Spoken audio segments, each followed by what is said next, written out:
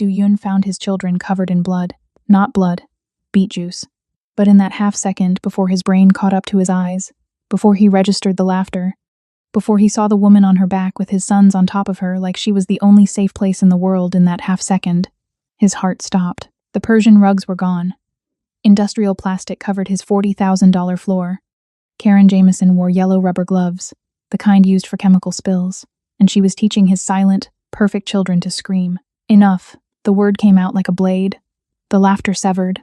Both boys froze, then stepped behind Karen like a shield.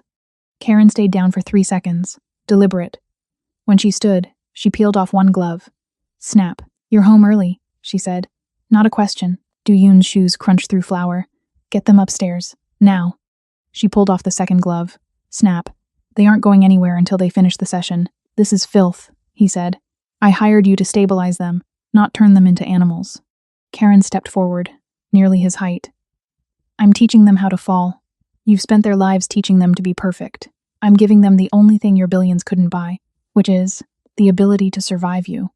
Du-yun's hands curled into fists. You're fired. Security will escort you to the gate. 30 minutes. Karen laughed, sharp and cold. She looked at the twins. Boys, go to the kitchen. Clean up. I'll be there in 5 minutes. Jihu's hand grabbed her shirt. Don't go, he whispered. I'm not going anywhere, Karen said, eyes locked on Du-yun. Your father and I need to talk. The boys obeyed her. Not him, her, small feet padding across plastic to the kitchen door. Welcome to Velvet Noir. Before we watch Du-yun's empire crack from the inside, subscribe and step into the shadows with us. This is where control meets chaos. The door closed. They stood alone. You just fired me, Karen said quietly. But they didn't run to you for protection. They obeyed me. Du-yun stared at the wall behind her head. Finger paintings, dozens of them, taped over every camera lens. Crude crayon drawings, words in block letters. Daddy's watching. She'd censored him, used his son's artwork to blind his surveillance state. You can fire me, Karen said, stepping closer. But you'll explain to your sons why the only person who ever heard them laugh is gone. You'll watch them go back to silence. She paused. Or you accept that they're not your assets anymore, Du-yun. They're children. And right now, they're my children, because I'm the one who taught them how to scream. Du-yun's jaw tightened. He looked at the doorway, at the flower, at this woman who'd reprogrammed his perfect machine. Clean this up, he said, voice hollow. Tonight, Karen smiled. Not warm, not kind. No. I'm not your maid, I'm not your employee, and we both know I'm not someone you can fire. She walked to the doorway, paused without looking back. The boys and I will be having dinner at 7. You're welcome to join us. But if you do, you follow my rules. No silence, no perfection, just family. She left. Du-yun stood alone, surrounded by plastic and flour and the echo of his son's laughter. On the wall, the finger paintings stared back. Stick figures holding hands. A woman in the center, taller than the rest. He hadn't walked into a trap. He'd walked into a hostage situation. And the hostages had already chosen their captor. Du-yun didn't follow her to the kitchen. He stood in the wreckage, staring at the finger paintings like evidence in a crime he couldn't name. The stick figures held hands. The woman in the center towered over everyone else. He could hear them through the door. Not words, just the low murmur of Karen's voice, steady and calm, followed by the boys' lighter tones responding in that easy way they never used with him. Water running, cabinets opening. The ordinary sounds of a life he'd never bothered to build. When the kitchen door opened again, it wasn't Karen who emerged. It was Jihu, his face scrubbed clean, wearing fresh clothes. He stopped when he saw his father still standing there. We're making pasta, Jihu said finally, with the red sauce, the kind that gets everywhere. Du-yun's throat felt tight. I see. Karen says you can help if you want, but you have to wash your hands first, and you can't yell if we spill. The boy waited, watching his father with those dark, intelligent eyes. Then he turned and walked back to the kitchen, leaving the door open behind him. An invitation, or a test. Du-yun looked down at his hands, at the flower still dusting his $1,000 suit, at the plastic sheeting that had turned his museum into a playground. He thought about the surveillance suite 3 miles away, the monitors still dark, the control he'd spent years building now completely inverted. He walked to the kitchen. Karen stood at the stove, her back to him, stirring something in a copper pot that filled the air with garlic and tomato and basil. She didn't turn when he entered. The boys sat at the counter, Jiho carefully tearing basil leaves while Jihu watched the pasta water. There's an apron on the hook, Karen said without looking. If you're staying, you're working. The apron said, "Kiss the cook," in faded letters across the chest. Karen glanced at him, and for just a second, her mouth twitched. Not quite a smile. "Chop the garlic," she said, sliding a cutting board toward him. Small pieces. Jiho giggled. Actually giggled. The sound hit Do-yoon somewhere in his chest. He picked up the knife. For the next hour, Do-yoon learned what it meant to exist in controlled chaos. Flour on the counter. Sauce splattering the backsplash. Jihu standing on a step stool, stirring the pot with intense concentration while Karen's hands hovered nearby, ready but not controlling. Jiho singing something off-key about pasta boats.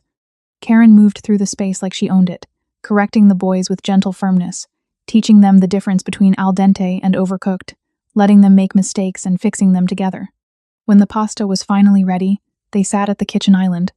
Not the formal dining room, not the table that seated 20, the kitchen island with mismatched stools and paper napkins. Karen served the boys first, then herself. Then, finally, she slid a plate toward Do-yoon. "Thank you," he said quietly. She met his eyes for the first time since he'd entered. "You're welcome." They ate in near silence. But it wasn't the suffocating quiet of his usual dinners. It was the comfortable silence of people who'd worked together toward something. Jihu's foot bumped against Do-yoon's under the counter. The boy froze, expecting a reprimand. But Do-yoon just moved his leg slightly, making space. Karen noticed. She always noticed. When the boys finished, she sent them upstairs to wash up for bed, and suddenly it was just the two of them in the kitchen, surrounded by dirty pots and the lingering smell of garlic. Do-yoon stood. Started gathering plates. "Leave them," Karen said. "I don't leave messes." "I know. That's your whole problem." She leaned against the counter, arms crossed. "You want to talk about what happens now? Or are we going to pretend that dinner fixed everything?" Do-yoon set the plates down. "You said I wasn't in control anymore." "You're not. Then what am I?" Karen studied him for a long moment. "You're at a crossroads, Do-yoon. You can fight me for them. Make this a war. Turn this house into a battlefield. Or you can accept that what they need isn't another general. It's a father. And you?" His voice was quieter than he intended. "What are you in this equation?" She smiled, but there was no warmth in it. "I'm the one thing you can't buy, fire, or control. I'm the variable you didn't account for." She pushed off the counter, walked past him. "Lock up when you're done. The boys and I will see you at breakfast. 7 sharp. And Do-yoon," he turned, "wear something you don't mind getting dirty. We're painting tomorrow." She left him standing in the kitchen, surrounded by evidence of a life he'd never learned to live. And for the first time in years, Do-yoon didn't know his next move. The next morning, Do-yoon came downstairs in jeans. He'd owned them for 3 years and never worn them. They still had the store creases pressed into the denim. Karen looked up from the stove where she was flipping pancakes. Her eyes traveled from his designer jeans to his pristine white button-down and landed on his bare feet. He'd left off the shoes. That felt like enough of a concession. She said nothing, but her eyes held a challenge. The boys were already at the table, coloring, not on paper. On the industrial plastic she'd laid over the entire surface of his imported Italian dining table, the one that cost $40,000. "Good morning," Jiho said, without looking up from the blue dragon he was drawing with thick marker strokes. "Morning," Do-yoon replied, the word unfamiliar in his mouth at this hour. Karen slid a plate toward the empty seat. 3 pancakes, slightly burned around the edges. She'd made the pan too hot. They were imperfect. In his old life, he would have sent them back. In this new world, he sat down and picked up his fork. "We're going to paint the playroom today," Karen announced. The boys chose the colors, bright yellow and ocean blue. Do-yoon's playroom was currently a minimalist space in cream and taupe, designed by an award-winning architect. It had been photographed for Architectural Digest. "I see," he said. "Do you have a problem with that?" He met her eyes, held them. "No." The week that followed was a masterclass in psychological warfare disguised as domestic life. Do-yoon stayed home, telling his executive assistant he was working remotely. In reality, he was watching Karen systematically dismantle everything he'd spent years constructing. She taught the boys to climb the oak tree in the back garden. Do-yoon watched from his study window as Jihu reached for the first branch, his small face split by a grin so wide it looked almost painful. Karen stood below, arms ready but not reaching, letting him struggle, letting him succeed. When Jihu finally pulled himself onto the branch, he screamed. Not in fear, in triumph. She brought knives into the kitchen. Real ones. Do-yoon stood in the doorway, heart in his throat, as Jiho's small hands gripped the handle under Karen's steady guidance. Fingers curled back, like a claw, Karen murmured, her hand over the boy's hand. The knife does the work. You just guide it. If you hover, Karen said without turning around, they'll learn to be afraid. If you trust the process, they'll learn to be careful. Every lesson was a dare. Every moment a test. On the third night, Dooyun found Karen's notebook. It was in the library, tucked between 2 volumes of Korean poetry he'd bought to impress a visiting minister, and never read. The leather cover was worn smooth, the pages filled with tight, efficient handwriting. He shouldn't have opened it, but his hands moved anyway. The first page was a timeline. His timeline. Every public appearance, every business trip, meticulously documented. But it wasn't a stalker's journal. It was a diagnostic chart. Subject exhibits hypervigilance, consistent with trauma response. Control mechanisms. Environmental manipulation. Staff management. Strict scheduling. Trigger points. Unexpected change. Loss of surveillance. Children's emotional expression. She'd been profiling him, studying him like a patient. He flipped through the pages. Observations about the boys, their sleep patterns, their anxiety responses. And then, near the middle, intervention protocol. Week 1. Establish safety without permission. Week 2. Introduce controlled chaos. Week 3. Force subject to participate or witness replacement. Subject. He was the subject. Find something interesting? Dooyun turned. Karen stood in the doorway. She wasn't surprised. She'd left it there for him to find. You've been studying me, he said. I've been doing my job. Your job was to take care of my children. No. Karen walked into the room, took the notebook from his hands. My job was to take care of the children a man like you would create. That required understanding exactly what kind of trauma they were being subjected to. Trauma. The word felt like an accusation. Perfection is trauma, Dooyun. Silence is trauma. Being raised as an investment portfolio instead of a human being is trauma. She closed the notebook. And you know it, because someone did the same thing to you. He turned away. You don't know anything about me. I know your mother's name is never mentioned in this house.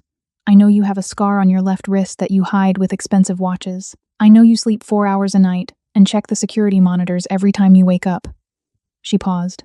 I know you're terrified you'll become whatever it was that made you this way. Dooyun's hands curled into fists. Get out. No. He turned on her, and for a moment, the air between them crackled with something dangerous. This is my house. This is your museum. I'm turning it into their home. And if you want to be part of that home, you're going to have to learn to live in it. Karen stepped closer. Tomorrow morning, we're baking cookies. Messy, imperfect cookies. You're welcome to join us. Or you can go back to your office and monitor us from a safe distance. But you should know, Dooyun, I've already won. The only question left is whether you want to be part of what comes next.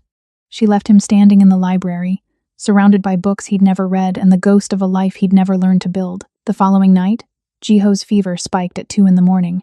Dooyun heard Karen's footsteps first quick, purposeful, the sound of someone who'd been woken by instinct rather than alarm.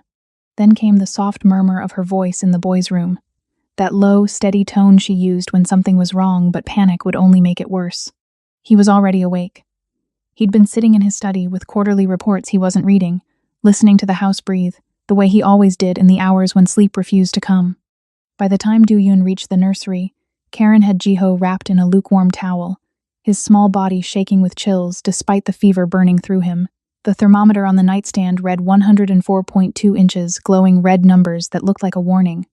We need to go to the hospital, Dooyun said from the doorway. No. Karen's voice was calm, clinical, the voice of someone who'd done this 1,000 times before. We need to bring the fever down here.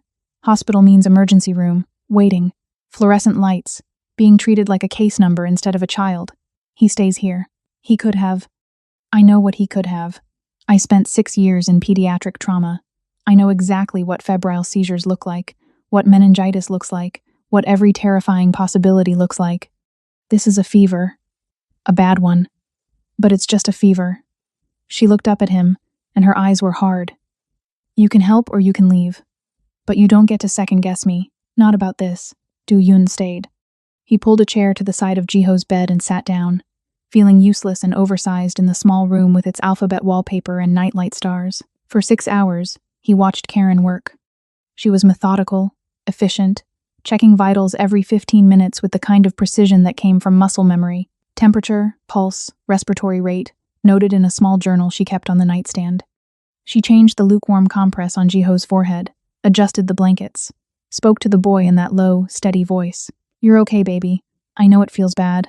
I know it's scary. But your body's fighting something and it's going to win. You just have to let it do its job." Jiho whimpered, his small hands clutching at Karen's arm. "I've got you," she murmured. "I'm right here. I'm not going anywhere." Do-yoon watched her hands move competent, gentle, certain. Watched the way she checked Jiho's pupils with a penlight. The way she listened to his breathing. The way she never once showed fear, even though Do-yoon could see the tension in her shoulders, the slight tremor in her fingers when she thought no one was looking. She was terrified. But she was functioning anyway. Around 3 a.m, Jiho woke up. The boy stood in the doorway in his pajamas, clutching his stuffed tiger, eyes wide and frightened. "Is Jiho dying?" he whispered. "No," Karen said firmly. "He has a fever. His body's fighting germs. He's going to be fine." Jiho didn't look convinced. He stood there, small and uncertain, and Do-yoon realized with a jolt that the boy was looking at him, waiting for him to do something, to provide reassurance, to be the parent. Do-yoon opened his arms. It wasn't conscious, wasn't planned. His body just moved, and then Jiho was climbing into his lap, settling against his chest like it was the most natural thing in the world. Do-yoon's arms came around his son, holding him carefully, like something breakable. "Karen's taking care of him," Do-yoon heard himself say. "She knows what she's doing. Jiho's going to be okay." Jiho nodded against his chest, his small body warm and trusting. They sat like that for the next 3 hours, Karen working, Jiho sleeping in Do-yoon's arms. Do-yoon, watching this woman fight to bring his son's fever down with nothing but cold compresses and medical knowledge and an absolutely unshakable certainty. At dawn, Jiho's temperature finally broke. The boy fell into real sleep, color returning to his cheeks, his breathing evening out into something peaceful. Karen sat back against the wall, exhausted. Her hair was tangled, her clothes rumpled, her eyes shadowed with the kind of tiredness that came from maintaining perfect control for hours on end. Do-yoon hadn't moved from the chair, hadn't checked his phone, hadn't left. Jiho was still asleep in his arms, heavy and warm and alive. "You can go now," Karen said quietly. "I know." He didn't move. Karen looked at him, really looked at him, and something passed between them. Recognition, maybe, or respect, or the beginning of something neither of them had names for yet. "You were good with him," she said finally, nodding at Jiho. "When he was scared, you knew what to say. You taught me." Do-yoon's voice was rough from disuse. "By example, you always know what to say." "No, I don't. I just don't let them see when I'm terrified." She leaned her head back against the wall, closed her eyes. "I was scared out of my mind tonight. Fevers in children that young can turn bad fast. I kept thinking, what if I'm wrong? What if it's not just a virus? What if we should have gone to the hospital, but you didn't show it?" "No, because that's the job. You hold it together so they don't have to." Do-yoon looked down at Jiho, at this small person who trusted him enough to fall asleep in his arms, at the other bed where Jiho slept peacefully, fever broken, crisis past. "Thank you," he said, "for saving him." "I didn't save him. I just kept him comfortable while his body did the work." Karen opened her eyes, looked at Do-yoon with something that might have been softness. "But you're welcome."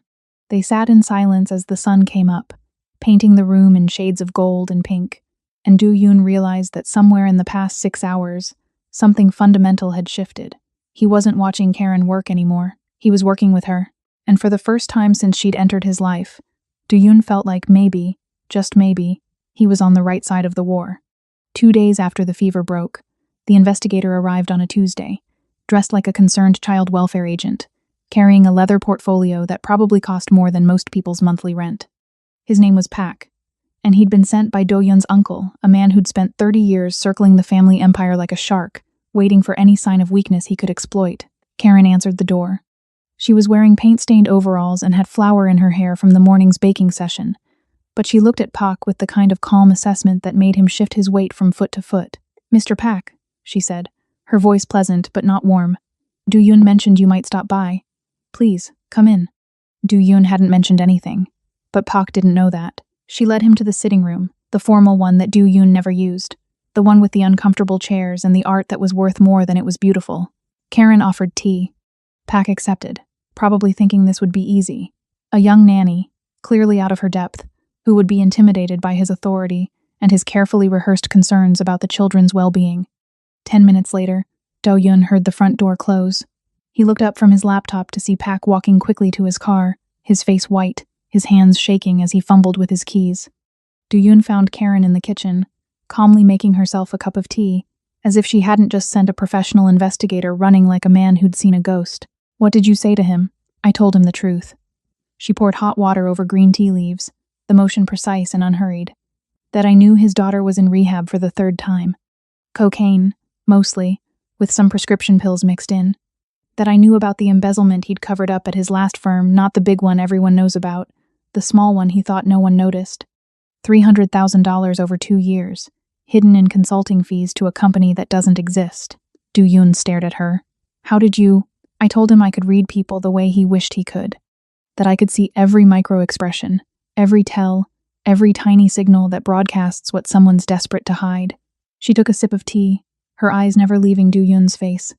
"I told him I'd spent years in a trauma ward, learning to spot the difference between a parent who cares and a parent who wants to look like they care. Between someone who's genuinely concerned and someone who's fishing for leverage. And then? And then I told him that if he came back, if he filed any kind of report, if he so much as mentioned Do-Yun's name in connection with any investigation, I would make sure everyone in his life knew exactly who he was." Karen set down her teacup with a soft click. His wife, who thinks he's working late but doesn't know about the woman in accounting. His boss at the firm, his daughter's treatment facility, which would be very interested to know that he's been enabling her by paying off her debts. The bar association, which takes a dim view of embezzlement. She picked up the teacup again, took another sip. "I told him I could destroy his life in about 48 hours, and that I would do it with a smile on my face, because I've seen what men like him do to families when they're given the opportunity. I've watched them tear apart vulnerable people in the name of protecting them, when really they're just looking for something they can use." Do-Yun looked at this woman who'd invaded his perfect life and turned it into beautiful chaos. This woman who could read trauma in a child's posture and threats in an investigator's briefcase. This woman who'd just protected his family with the kind of ruthless efficiency he'd only ever seen in boardrooms. "You're dangerous," he said quietly, "only to people who threaten what's mine." Karen smiled, and there was nothing soft about it. It was the smile of someone who knew exactly how dangerous they were and had made peace with it. "Want to know what else I know?" "What?" She walked past him, close enough that he could smell tea and paint and the faint scent of her shampoo, something simple and clean that probably didn't cost $40 a bottle like everything else in his house. She paused at the doorway, looked back over her shoulder. "That you're falling in love with me, and it scares you more than anything your uncle could ever do." She left him standing in the kitchen, heart hammering against his ribs, unable to deny a single word, because she was right. She was always right.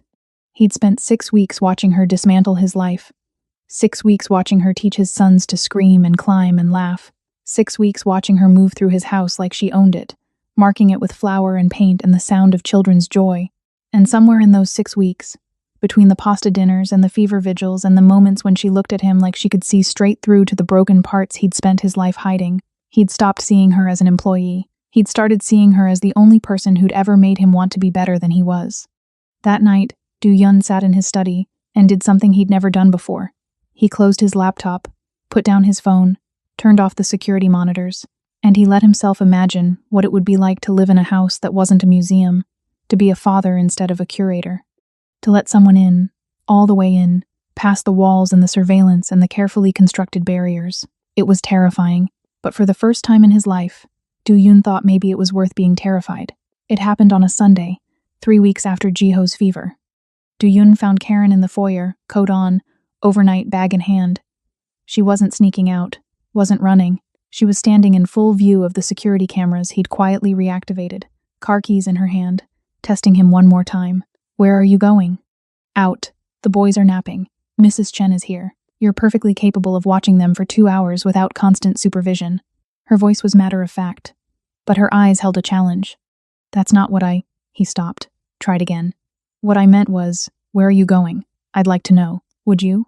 It wasn't a question. And if I said it was none of your business, then I'd respect that. But I'd still want to know. Karen studied him for a long moment, her hand tightening on the bag strap. "I have a life outside this house, Do-Yun. Friends I haven't seen in weeks. A gym membership I'm still paying for but haven't used in 2 months. A storage unit with furniture I haven't looked at since I moved in here. I go out sometimes, try to remember what it's like to exist in spaces that don't smell like finger paint and your very expensive cologne. I don't wear cologne. Yes, you do. It's subtle, probably costs more than my car payment, and it's driving me insane. She adjusted her bag on her shoulder. I need space. I need to not be the person who holds this family together for one afternoon. I need to remember who I am when I'm not performing miracles in your museum. Do-yoon moved before he'd made the conscious decision to move. One hand on the door frame beside her head, his body blocking her exit without touching her. Not trapping, just close enough to smell her shampoo and see the way her pulse jumped at her throat. Don't go, he said. That's not how this works. I know I don't get to give you orders. I know I don't get to control where you go or who you see or how you spend your time when you're not with my children. His voice was low, rough with something he couldn't name. But I'm asking, please, don't go. Why not? Because I don't know how to do this without you. Do what? Any of it. Be their father. Live in this house. Exist in a space that isn't perfectly controlled. He was close enough now that he could see the gold flecks in her eyes, the way her chest rose and fell with each breath. You think I don't know what you're doing? You think I don't see how you've systematically destroyed everything I built? I didn't destroy it, Karen said, her voice steady even though he could see her hands trembling slightly. I showed you it was already broken. You've ruined my life. No, I've given you one. The kiss wasn't planned, wasn't gentle. It was 6 weeks of tension snapping like a wire pulled too tight. Do-yoon's hands in her hair, tangling in the strands that still smelled like paint and flour. Karen's fingers gripping his shirt, pulling him closer even as she gasped against his mouth. The bag dropping to the marble floor with a soft thud. The door forgotten. The cameras forgotten. Everything forgotten except the taste of her and the feeling of finally letting go. Karen pulled back first, breathing hard, her eyes wide and dark and something that looked like afraid. No, she said. No? I won't be another thing you collect, Do-yoon. Another asset in your portfolio. Another beautiful object in your museum that you control and monitor and keep perfectly preserved behind glass. She pushed at his chest, and he stepped back immediately, giving her space even though everything in him wanted to pull her closer. If you want me, you have to let me be free. You have to trust me enough to walk out that door and come back because I choose to. Not because you've made it impossible for me to leave. Karen, I'm serious. You want me? You have to let me hold the key. You have to give me the power to leave and trust that I won't use it. Because that's what love is, Do-yoon. It's not control. It's not surveillance. It's standing in front of someone with no walls, no insurance policies, no backup plans, and saying, this is me, and I trust you not to destroy me. She picked up her bag, walked to the door, put her hand on the handle. I'll be back in 2 hours. The boys will wake up in 30 minutes. They'll want a snack, cheese, and crackers. Nothing fancy. Ji-hoo has been asking about the treehouse. Maybe you could show him the plans you've been secretly drawing up in your study, the ones you think I don't know about. She paused with the door half open, looked back at him. I'm coming back, Do-yoon, because I choose to, not because you've made it impossible for me to leave. Learn the difference. She walked out. The door closed behind her with a soft click that sounded like finality. Do-yoon stood in the foyer, heart hammering, hands shaking, feeling like every wall he'd ever built had just collapsed around him. He could see himself in the hallway mirror disheveled, lost, his carefully constructed control completely shattered. And for the first time in his life, he didn't try to rebuild it. He let the walls fall. He let himself stand there in the ruins of his perfect control and feel everything he'd spent decades trying to avoid.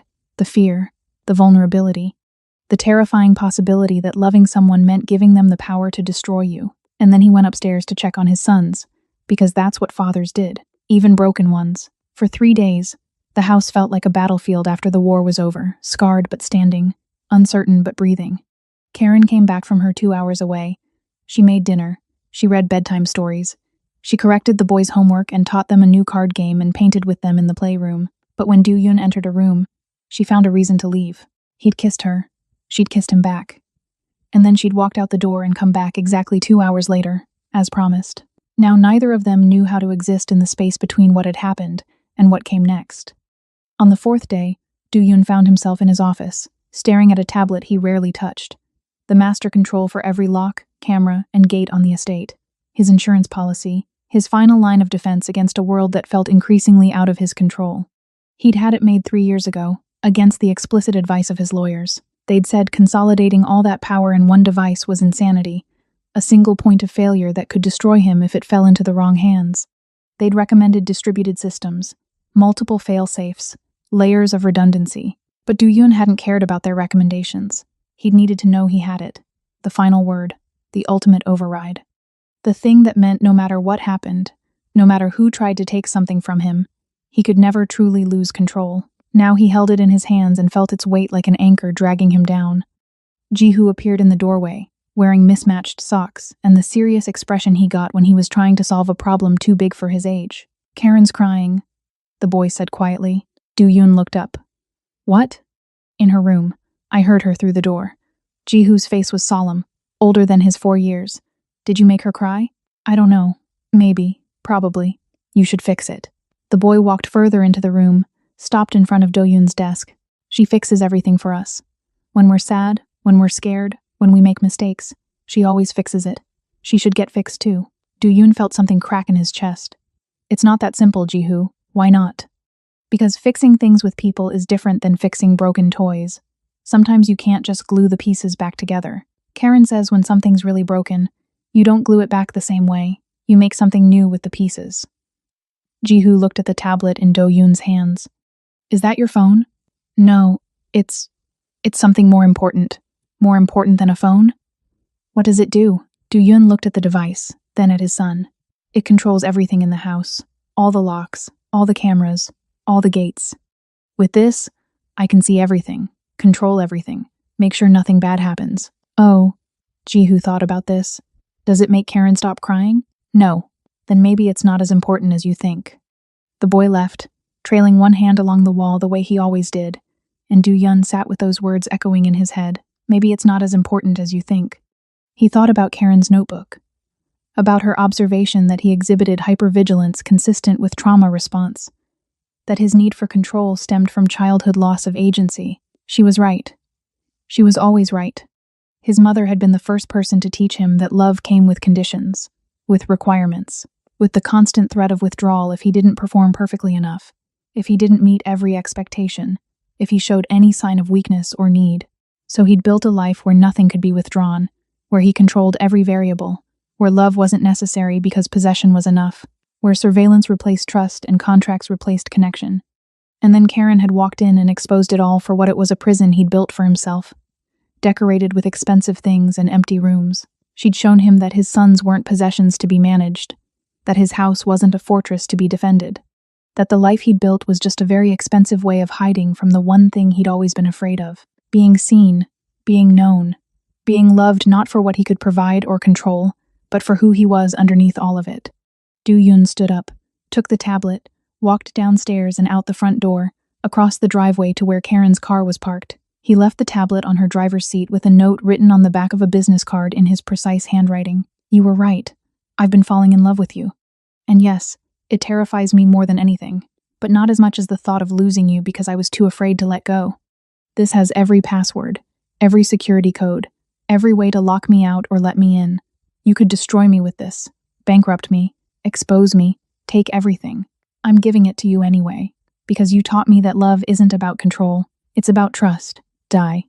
He walked back inside, sat in the living room, and waited to see if she'd understand what he was really saying, that he was choosing her, choosing trust, choosing the terrifying possibility of being completely vulnerable, choosing love. 20 minutes later, Karen came downstairs. She had the tablet in her hands and tears still wet on her cheeks. She stood in the doorway of the living room, looking at Do-yoon with an expression he couldn't read, something between wonder and terror, and something that might have been hope. "This is insane," she said, her voice hoarse. "I know. You're giving me access to everything. Your security system, your financial accounts, your private files, your entire life."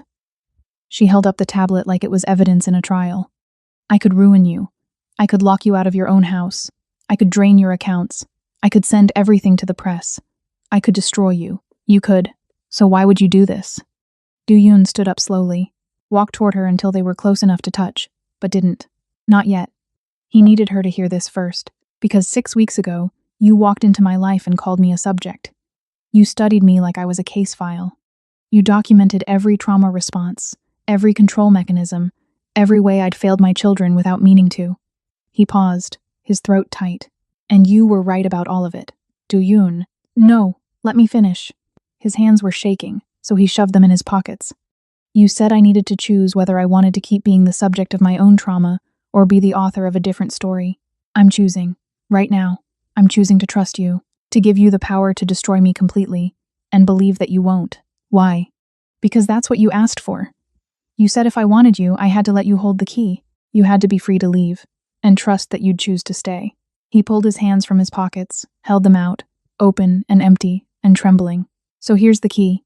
Here's all of it. Everything I've spent my life protecting. Every wall I've built. Every defense mechanism. Every way I've tried to control the world so it couldn't hurt me. And I'm standing here with no walls, no weapons, no backup plans. And I'm saying, this is me. All of me. Even the broken parts. Especially the broken parts. Karen's eyes were bright with tears that hadn't fallen yet. You don't know what you're asking. Yes, I do. I'm asking you to stay. Not because I've made it impossible for you to leave. Not because you feel obligated to my children. But because you want to. Because you choose this. Choose us. His voice dropped to almost a whisper. Choose me. Even though I'm a disaster who doesn't know how to be human without a manual. You're not a disaster. I'm a man who built a museum instead of a home. Who raised his children like investments instead of people. Who needed a stranger to teach him how to hold his own son without flinching. His voice cracked. I'm a disaster, Karen. But I'm trying to be less of one, and I can't do it without you. Karen set the tablet down on the side table with a soft click. Walked up to him until they were close enough that he could count her heartbeats. You really don't wear cologne? The question was so unexpected that Do-yoon almost laughed. What? Earlier. I said you wear cologne. You said you don't. I don't. I think you're smelling the laundry detergent, Mrs. Chen uses. It's imported from Seoul. Costs $40 a bottle. Of course it does. Karen reached up, touched his face with fingers that were still slightly damp from her tears. You're absurd. You know that? You own a house that costs more than some countries' GDP. Your laundry detergent costs $40. You probably have shoes worth more than my car. 3 pairs, actually. But I'm trying to be less absurd. Don't. She smiled through her tears. Don't change that. Change the walls. Change the control. Change the fear. But don't change the fact that you care about things deeply. Even if the things you care about are sometimes ridiculous. That's not absurd. That's just you. She kissed him. Soft this time. Like a promise instead of a collision. Like the beginning of something rather than the end. I'm not taking the tablet, she said against his mouth. What? I'm giving it back to you. Because I don't want power over you, Do-yoon. I want partnership with you. I want us to both be free to leave, and both choose to stay. Every day. Not because we're trapped. But because we're choosing this. She pressed the tablet back into his hands, her fingers warm against his. The house is no longer a museum, Do-yoon said quietly, the words feeling like a vow. It's a home, and you're the one with the authority to run it. No, we run it, together, messy and imperfect and sometimes completely chaotic. She smiled, and it was the first real smile he'd seen from her in days, but together. Through the window, they could see the boys in the backyard. Ji-hoo was climbing the oak tree, higher than he'd ever gone before. Ji-ho was drawing on the driveway with sidewalk chalk, creating what looked like a dragon eating a very small businessman in a very expensive suit. The museum had stopped. Life had begun, and for the first time in his life, Do-yoon wasn't afraid of it. 6 months later, the great room was unrecognizable. The Persian rugs were still there, 16th century artifacts worth $250,000 each, but now they were covered with industrial plastic during art sessions, and the plastic was covered with paint splatters in every color imaginable. The walls held finger paintings in expensive frames, hung right next to the Rothko in the hallway, and Do-yoon had stopped trying to explain to visitors which pieces were real art, because they all were, in the ways that mattered. The silence was gone, replaced with laughter and arguments and the sound of Ji-hoo teaching Ji-ho a complicated handshake they'd learned at school. Replaced with Karen singing off-key while she cooked, her voice echoing through rooms that had spent years muffled in quiet. Replaced with the beautiful, chaotic noise of an actual family learning how to be one. Do-yoon still worked too much. Old habits were hard to break, and there were days when he found himself reaching for his phone to check the security monitors before remembering he'd disabled most of them, keeping only the ones at the perimeter because Karen had said that was a reasonable compromise between security and paranoia. Karen still pushed boundaries. still left flour on the counters and paint on the walls and challenged him every time he tried to fall back into old patterns of control. Still looked at him sometimes with that clinical assessment that reminded him she saw straight through every defense he tried to raise. The boys still tested both of them daily, learning exactly how far they could push before Karen's voice got that particular tone that meant someone was about to lose television privileges, or before Do-yoon's eyebrow did that particular arch that meant it was time to reconsider their life choices. But every Sunday, without fail, they made pasta together. All four of them crowded into the kitchen that had once been the domain of a professional chef who came in 3 times a week. And Do-yoon wore the Kiss the Cook apron without irony, because Ji-ho had added to it with fabric markers, drawing a family of stick figures across the chest. One evening, after the boys were in bed after the story time and the tucking in and the 3 glasses of water Ji-ho always needed before he could actually settle down, and the reassurance to Ji-ho that yes, tomorrow they would work on the treehouse, and no, Daddy wasn't going to suddenly decide treehouses were too dangerous and cancel the project. Karen found Do-yoon in the library. He was sitting in the leather chair by the window, holding her old notebook, the one she'd used to profile him in those first weeks, the one that had documented all his trauma responses and control mechanisms and failures as a father. Second thoughts? Karen asked from the doorway, her voice soft. No, just understanding. He closed the notebook carefully, running his fingers over the worn leather cover. You wrote that perfection is trauma, that silence is trauma, that being raised as an investment portfolio instead of a human being is trauma. He looked up at her. I'm starting to think maybe imperfection is healing, maybe noise is healing, maybe mess is healing. Starting to think? She smiled, walking into the room. After 6 months, I'm new at this. Give me time. You've got time. Karen curled into the chair beside him, fitting herself against his side in that way she had, like they were 2 pieces of the same broken thing that had finally found each other. Lots of it. Outside, rain started to fall, soft and steady against the windows, the kind of rain that meant the boys would want to jump in puddles tomorrow and Do-yoon would have to resist the urge to tell them no. They'd get dirty, they'd catch cold, all the things his own mother had said to him. The kind of rain that meant Karen would say, yes, go ahead, that's what washing machines are for. And he'd stand on the porch watching his son scream with joy in the downpour and realize all over again what he'd almost missed. Do-yoon? Thank you. For what? For letting me destroy your museum. He kissed the top of her head, breathing in the scent of her shampoo and paint, and the faint smell of the garlic they'd used for dinner. Thank you for showing me how to build a home. In the silence that followed, the comfortable silence of 2 people who'd fought their way to peace, through flower fights and fever vigils and 1,000 small surrenders, Do-yoon thought about something he'd read, once, back when he was still trying to understand why his perfectly controlled life felt so empty. James Baldwin had written, "Not everything that is faced can be changed, but nothing can be changed until it is faced." Do-yoon had spent his entire life refusing to face himself, refusing to look at the trauma that had shaped him, the fear that had driven him, the loneliness that had made him build walls so high even he couldn't see over them anymore. Karen had forced him to look, had held up a mirror and said, "This is what you are. This is what you've done. This is what you could become, if you're brave enough." And what he'd found wasn't perfection or control or any of the things he'd built his empire on. It was humanity. Messy, imperfect, beautiful, terrifying humanity. He'd found a woman who saw him completely, every broken part, every trauma response, every way he'd learned to survive by never really living and loved him anyway. Had found sons who were learning to scream and climb and be loud and messy and joyful, who would never have to build the kinds of walls he had found a home that wasn't a museum, but a place where real people lived real lives and made real mistakes and loved each other through all of it. He'd found himself, and it was better than anything he'd ever controlled. If you've stayed with us through Do-yoon's transformation, through Karen's revolution, through 2 small boys learning to scream again, if you've felt the weight of control giving way to trust, if you've recognized yourself in the man who built walls instead of bridges, if you've ever wondered what it would be like to hand someone the master key to your entire life and trust them not to destroy you, we want to hear from you. What would you do if someone saw all your broken parts and loved you anyway? Would you let them in? Would you give them the power to leave and trust that they'd choose to stay? Leave a comment below. Tell us your story. And subscribe to Velvet Noir for your next dark escape into stories where love isn't about perfection. It's about being brave enough to be real. Where control meets chaos. Where museums become homes. Where the most terrifying thing you can do is trust someone else with your whole, imperfect, beautiful heart. Until next time, stay in the shadows, where broken things learn to be whole. We'll be waiting.